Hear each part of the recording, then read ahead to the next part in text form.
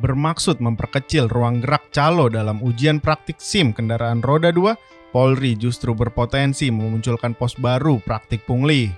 Potensi itu ditrigger oleh wacana sertifikasi mengemudi bagi pengendara. Di hadapan wisudawan Sekolah Tinggi Ilmu Kepolisian, Rabu 21 Juni 2023, Kapolri Jenderal Listio Sigit Prabowo menyampaikan masih adanya keluhan masyarakat terkait ujian praktik dalam pengajuan SIM C. Ia meminta Korps Lalu Lintas Polri atau Korlantas melakukan evaluasi ujian praktik SIM C yang saat ini dianggap menyulitkan masyarakat. Salah satu yang disoroti adalah materi angka 8 dan zigzag ujian praktik pembuatan SIM C.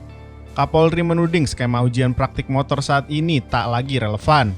Tak hanya menyebut tingkat kelulusan yang rendah berkisar di angka 10%, Kapolri bahkan menyindir mereka yang lolos ujian praktik SIM C dapat menjadi pemain sirkus. Khusus untuk pembuatan SIM, ini saya minta ke Kakor Lantas tolong dilakukan perbaikan. Yang namanya angka 8 itu masih sesuai atau tidak? Yang namanya melewati zigzag itu masih sesuai atau tidak? Kata Listio. Ujian SIM menurut mantan ajudan Presiden Jokowi itu tak bertujuan mempersulit hingga berakhir dengan lobi kelulusan di bawah meja.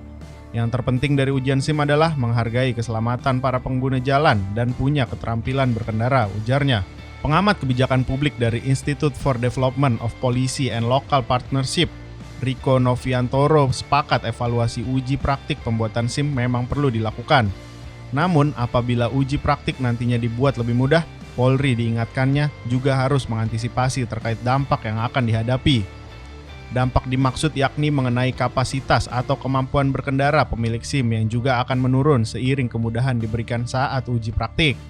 Diungkapkannya, ketika uji praktik dibuat rumit, tentu tujuannya agar pengendara benar-benar mampu dan menguasai teknik berkendara.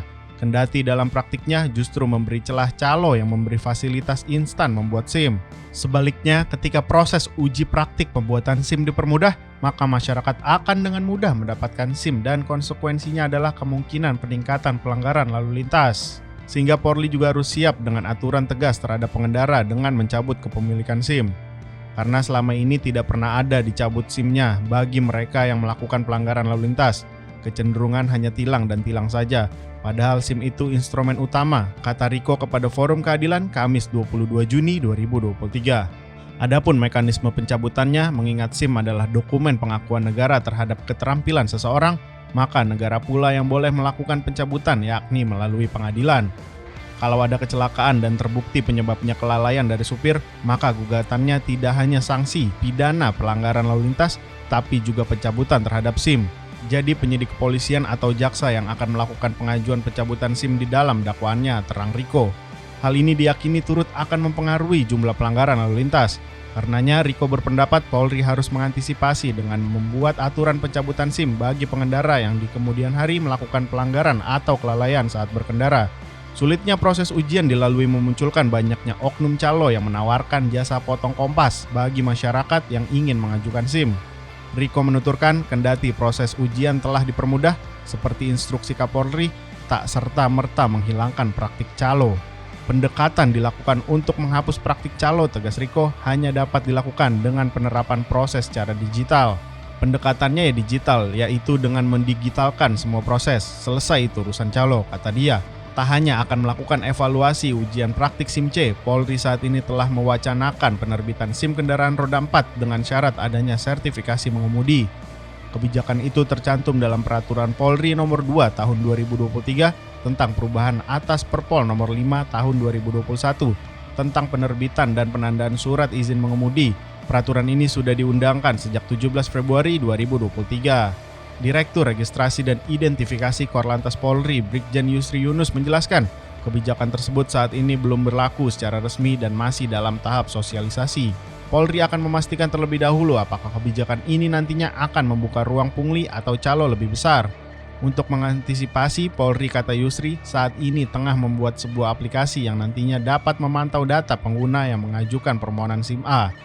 Meski dipandang bagus untuk memastikan kompetensi berkendara, Riko menegaskan lisensi pelatihan tak boleh diwajibkan sebagai syarat pengajuan SIM. Kebijakan dikeluarkan Polri, tukas Riko, tak boleh memberikan sinyal keuntungan pada satu pihak. Hal itu membuka peluang adanya bisnis atau pos pungli baru yang tercipta. Pelatihan itu untuk melengkapi proses pembelajaran dan bentuk pendampingan. Dengan lisensi itu artinya dia pemohon SIM memang layak untuk mendapatkan SIM. Kalau dipaksakan berarti menguntungkan satu pihak, dan itu menjadi sesuatu yang tidak baik.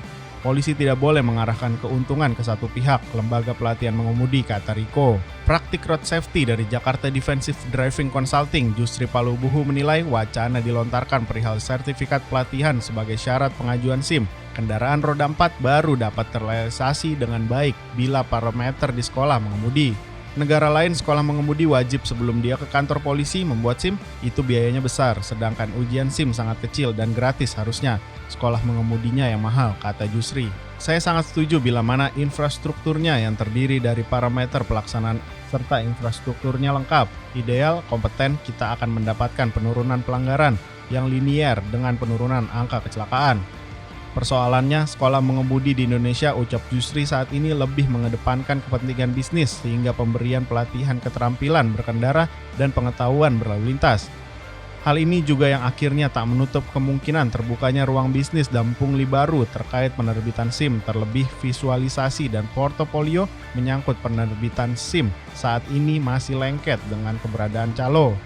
Terkait pemberantasan calo, Brigjen Yusri Yunus mengumumkakan jajarannya tengah merancang satu aplikasi seperti halnya Sistem Electronic Registration and Identification yang juga berfungsi bank data kendaraan bermotor. Aplikasi ini disebutnya akan dibuat untuk menghindari calo dalam penerbitan sertifikat.